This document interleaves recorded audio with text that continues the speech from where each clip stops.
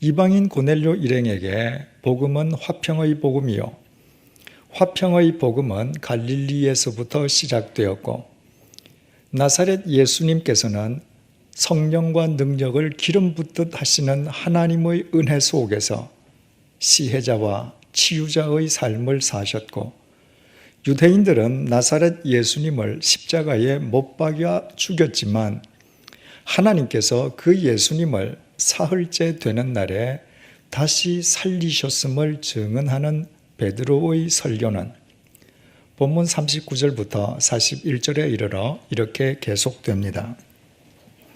우리는 유대인의 땅과 예루살렘에서 그가 행하신 모든 일의 증인이라. 그를 그들이 나무에 달아 죽였으나 하나님이 사흘 만에 다시 살리사 나타내시되 모든 백성에게 하신 것이 아니요 오직 미리 택하신 증인 곧 죽은 자 가운데서 부활하신 후 그를 모시고 음식을 먹은 우리에게 하신 것이라. 유대인들이 못 박아 죽였지만 하나님께서 다시 살리신 나사렛 예수님께서는 부활하신 뒤에 세상 모든 사람들에게 부활하신 당신을 나타내어 보여주신 것이 아니었습니다. 본문 속 베드로의 표현처럼 오직 미리 택하신 우리, 다시 말해 예수님의 제자들에게 먼저 당신을 나타내어 보여주셨습니다. 그 제자들의 수는 예수님을 배신했다가 스스로 목매어 자살했던 가롯 유다를 제외하면 고작 11명에 지나지 않았습니다. 이 이후에 사도 바울은 고린도전서 15장에서 예수님께서 부활하신 뒤에 부활하신 예수님을 직접 눈으로 뵌 사람의 숫자가 약 500여 명이라고 증언했습니다. 하지만 그 500여 명의 숫자 또한 이스라엘 백성 전체에 비교한다면 미미하기 짝이 없습니다. 더욱이 예수님의 부활을 직접 보았던 500여 명 가운데에 부활하신 예수님과 직접 식사를 나누었던 사람은 주님의 제자 11명밖에 없었습니다. 그렇다면 그들이야말로 주님으로부터 특별한 선택을 받은 사람들임에 틀림이 없습니다. 이것이 베드로가 본문 41절을 통해서 이렇게 고백한 까닭이었습니다. 모든 백성에게 하신 것이 아니요 오직 미리 택하신 증인 곧 죽은 자 가운데서 부활하신 후 그를 모시고 음식을 먹은 우리에게 하신 것이라. 베드로는 주님께서 자신을 포함해서 우리, 즉 제자들을 선택해 주셨다는 사실을 강조하고 있습니다. 헬라어 동사 케이로토네오는 손을 내밀어서 지목하여 선택해 올리는 것을 의미합니다. 어쩌다가 손에 잡힌 것을 택하는 것이 아니라 많은 것들 가운데에 특별한 하나를 지목하여 뽑아내는 것을 의미하는 단어입니다. 주님께서 베드로에게 손을 내미셔서 그를 지목하여 뽑아내신 것이었습니다. 그런데 헬라어 원문을 보면 케이로토네오라는 이 동사 앞에 미리를 의미하는 접두사 프로가 붙어 있습니다. 예수님께서 선택하시되 그냥 선택하신 것이 아니라 미리 선택하셨다는 말입니다. 주님께서는 베드로가 주님을 알기도 전부터 베드로를 미리 당신의 손을 내미셔서 지목하시고 선택해 두고 계셨던 것입니다. 예수님께서 베드로를 선택하신 그 현장에 대해서 마태복음 4장 18절에서 20절이 이렇게 증언합니다.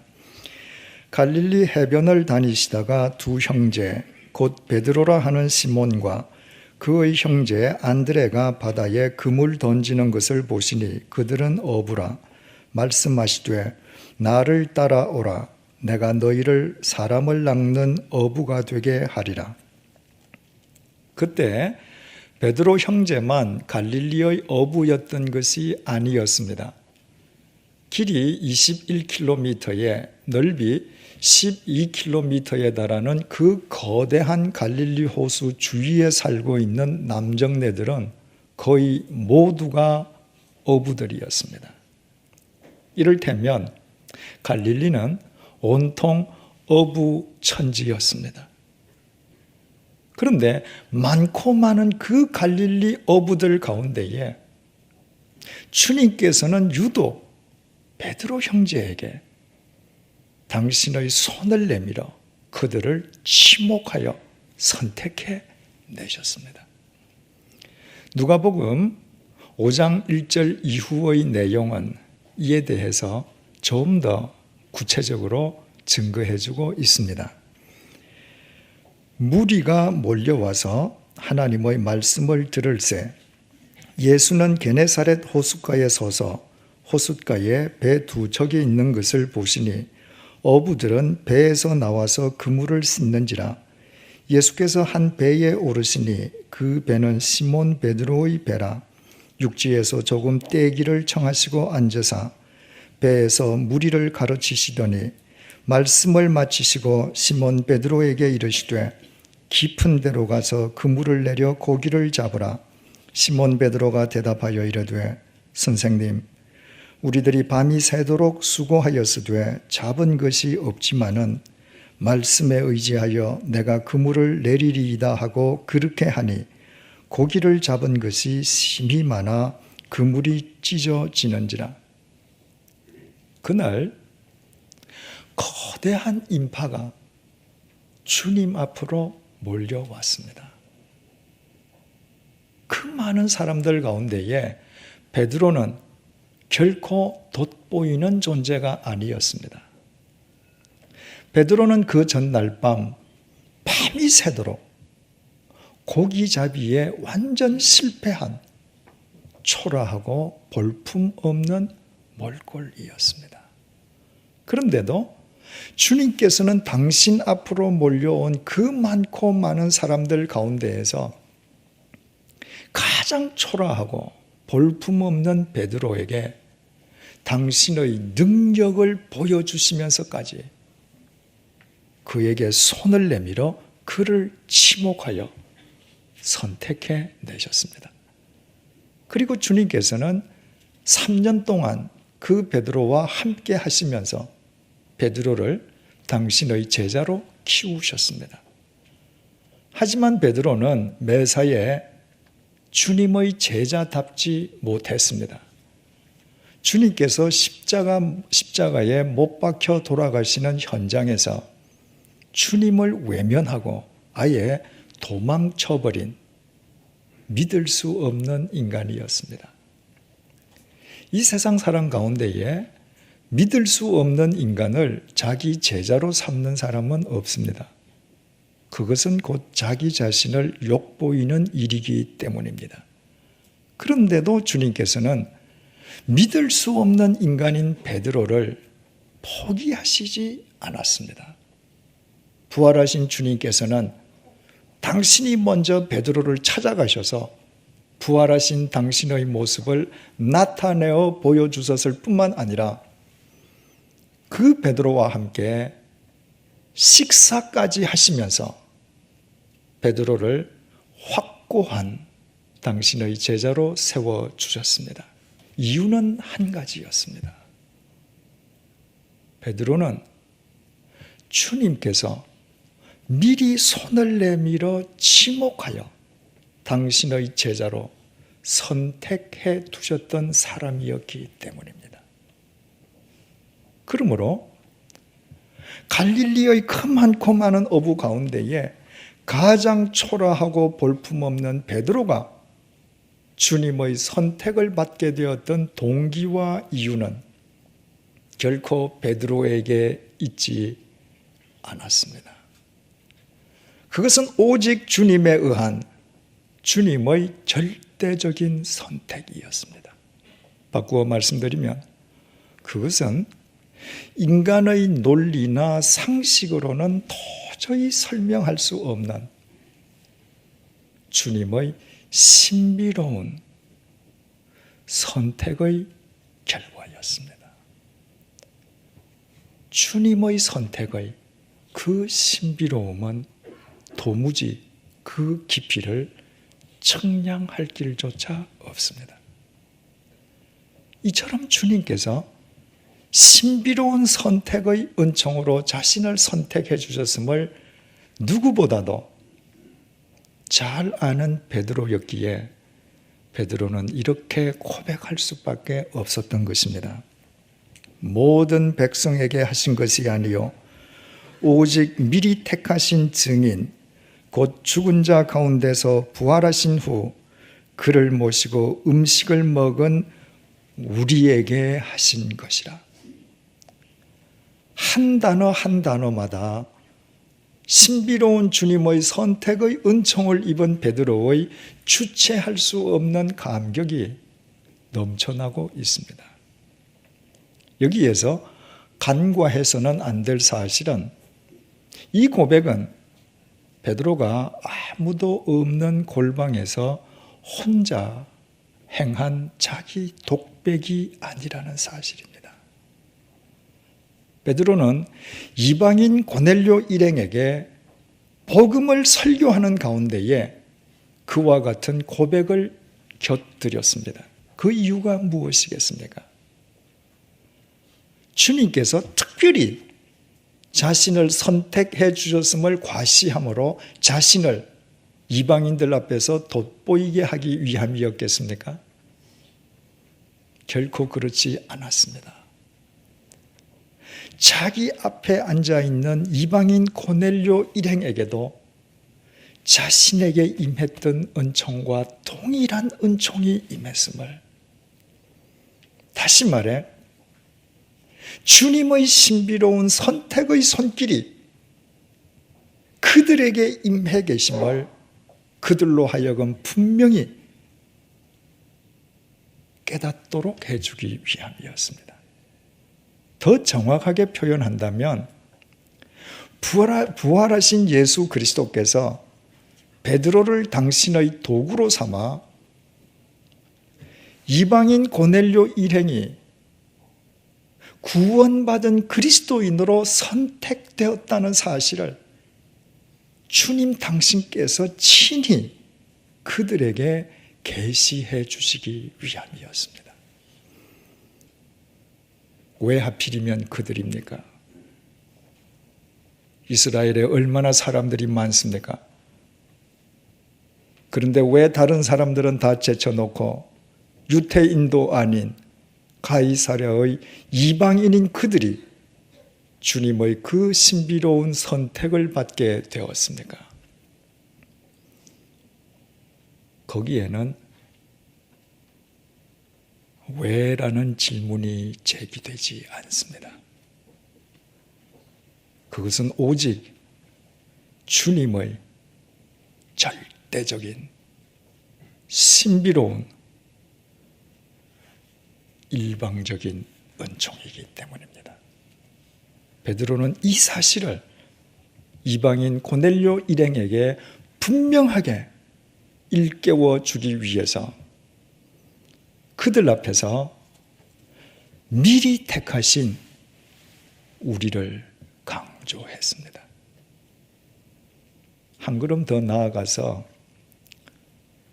그것은 2000년이라는 시간과 공간을 뛰어넘어서 오늘 이 시간, 이 자리에서 본문을 접하는 우리에게도 동일한 신비로운 선택의 손길이 임했음을 우리로 하여금 깨닫게 해 주시기 위함입니다. 우리가 어떻게 오늘 구원받은 그리스도인으로 이 자리에 앉아 있을 수 있게 되었습니까? 두말할 것도 없이 갈릴리의 어부 베드로를 주님께서 신비로운 방법으로 선택해내셨듯이 가이사랴의 이방인 고넬료 일행을 주님께서 당신의 손을 내밀어 선택해 불러내셨듯이 우리 각자도 주님께서 당신의 손을 내미시고 우리 한 사람 한 사람을 지목하여 선택하여 불러내셨기 때문입니다. 이 세상에 얼마나 사람들이 많습니까? 아직까지도 이 세상에는 믿는 사람보다도 믿지 않는 사람들이 더 많지 않습니까? 그런데 왜 주님께서 우리에게 그 신비스러운 선택의 손길을 내미신 것입니까? 이 질문에 대한 해답이 우리에게는 없습니다.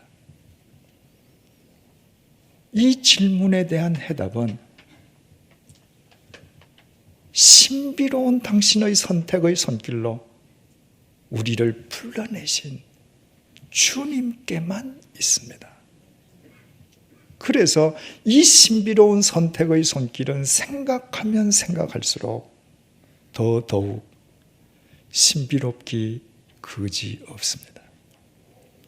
이런 관점에서 오늘 본문 41절에 나타나 있는 베드로의 고백은 베드로의 고백일 뿐만 아니라 본문 속 이방인 고넬료 일행의 고백인 동시에 바로 우리 자신들의 고백이기도 합니다.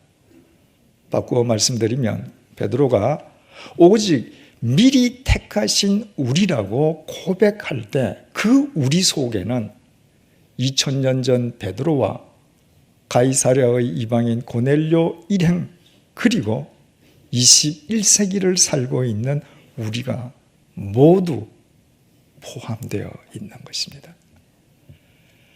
예수님께서는 요한복음 15장 16절을 통해서 너희가 나를 택한 것이 아니라 내가 너희를 택한 것이라고 말씀하셨습니다.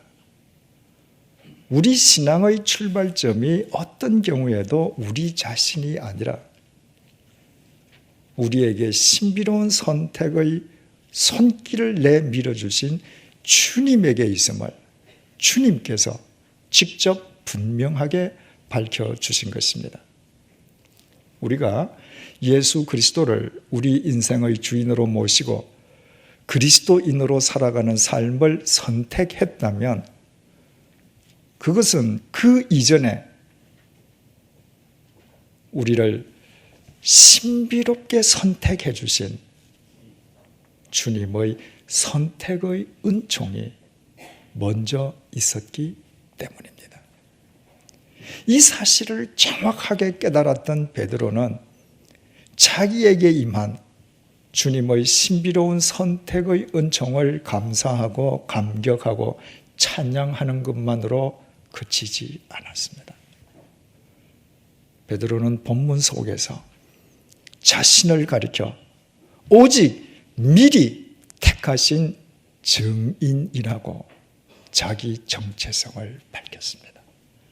자기 자신은 갈릴리의 어부들 가운데 가장 초라하고 볼품없는 인간이지만 그럼에도 불구하고 주님께서 자신에게 신비로운 구원의 손길, 선택의 손길을 내미신 것은 자기를 믿으시고 자신을 주님의 증인으로 쓰시기 위함임을 그는 바르게 깨닫고 있었습니다. 그래서 본문 속에서 이방인 고넬료 일행 앞에서뿐만 아니라 이 이후에 세상을 떠나기까지 그는 오직 주님의 증인된 삶으로 일관했습니다. 그렇다면 여기에서 우리는 잠시 우리 자신을 베드로와 비교해 볼 필요가 있습니다. 베드로가 주님의 선택을 입기 이전까지 우리가 잘 아는 바와 같이 베드로는 갈릴리의 무식한 어부였습니다. 베드로는 태어나서 단 한 번도 정규 교육을 받아본 적이 없는 사람이었습니다. 그 일자 무식꾼인 갈릴리의 베드로에 비한다면 우리는 꽤 배운 편입니다. 우리가 무식한 베드로에 비해서 조금 더 많이 배웠기에 우리가 무식한 베드로보다도 훨씬 더 지능적이고 교묘하게 죄를 지어왔을 것임은 자명한 일입니다. 주님의 선택을 받을 때 베드로는 하루 벌어 하루 먹고 사는 가난하고 소박한 어부였습니다. 그 가난한 베드로에 비한다면 우리는 최소한 베드로보다는 지닌 것이 많습니다. 가난하고 소박한 베드로보다 우리가 지닌 것이 더 많기에 그 소유를 지니기까지 우리가 가난하고 소박했던 베드로보다 훨씬 더 자주 비양심적으로 살아왔을 것임도 분명합니다. 베드로가 주님의 선택을 입을 때 베드로는 20대 초반의 청년이었습니다. 그렇다면 그 청년 베드로보다 훨씬 긴 인생을 산 우리가 훨씬 더 많은 죄를 지어왔을 것임도 그 누구도 부인할 수 없습니다. 우리는 늘 주님의 선택을 받기 이전의 베드로를 가난하고 무식한 인간으로 하찮게 여깁니다. 그러나 주님의 선택을 입기 이전의 베드로와 우리 자신들을 아무리 비교해 보아도 주님 보시기에 우리보다 베드로가 더 나았으면 나았지 못할 것이 하나도 없습니다. 그 베드로가 자기에게 임한 신비로운 주님의 선택의 손길에 감격하면서 오직 미리 택하신 증인이란 자기 정체성 속에서 일평생 주님의 증인된 삶으로 일관했다면 그 베드로보다 훨씬 흉측한 삶을 산 우리는 우리에 대한 주님의 선택의 은총에 더 감격하고 더더욱 주님의 증인된 삶을 삶이 마땅하지 않겠습니까? 주님께서 당신이 먼저 손을 내밀어 우리를 선택해 주셨다고 하는 것은 우리가 죄의 형벌에서부터 영원한 구원을, 영원한 죽음에서부터 영원한 생명을 얻었음을 뜻하기 때문입니다. 제가 사랑하고 또 자랑스럽게 여기는 그리스도인이 있습니다.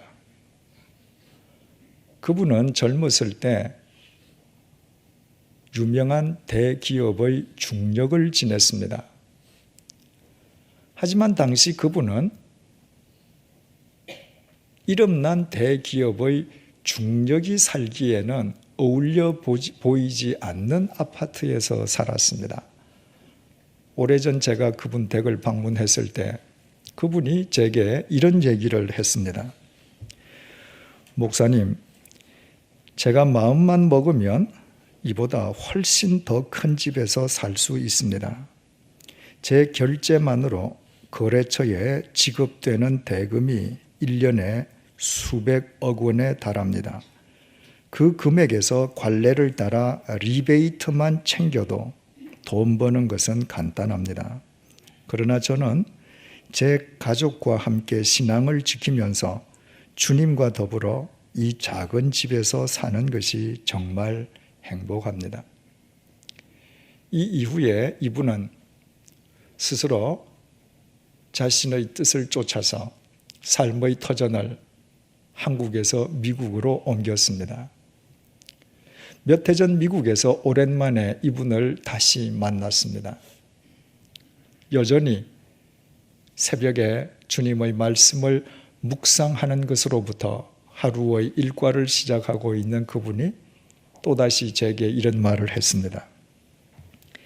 예전에는 제가 다 쓰고 남은 자투리 시간을 적선하듯이 주님께 드렸습니다. 그러나 지금은 제 시간 중에 가장 귀한 시간을 먼저 주님께 드리려고 노력하고 있습니다. 그리고 지금의 삶이 훨씬 더 보람됩니다. 얼마나 자랑스러운 그리스도인입니까? 얼마나 신실한 주님의 증인입니까? 이처럼 주님의 증인으로 살아가는 분위기에 미국에서나 한국에서나 이분 주위 사람들의 인생이 새로워지고 주위 사람들이 진심으로 이분을 존경하고 사랑하는 것은 조금도 이상한 일이 아닙니다. 주님의 증인으로 살아가는 이분을 통해서 이분을 선택해 불러내신 주님께서 친히 역사하시기 때문입니다. 결국 이분은 주님의 증인된 삶을 삶으로써 예수 그리스도 안에서 자기 삶의 가치와 의미를 더 높이고 있는 것입니다. 주님께서 보잘것없는 우리에게 신비스러운 선택의 손길을 내미시고 우리를 주님의 증인으로 불러내신 것은 결코 주님을 위해서가 아니라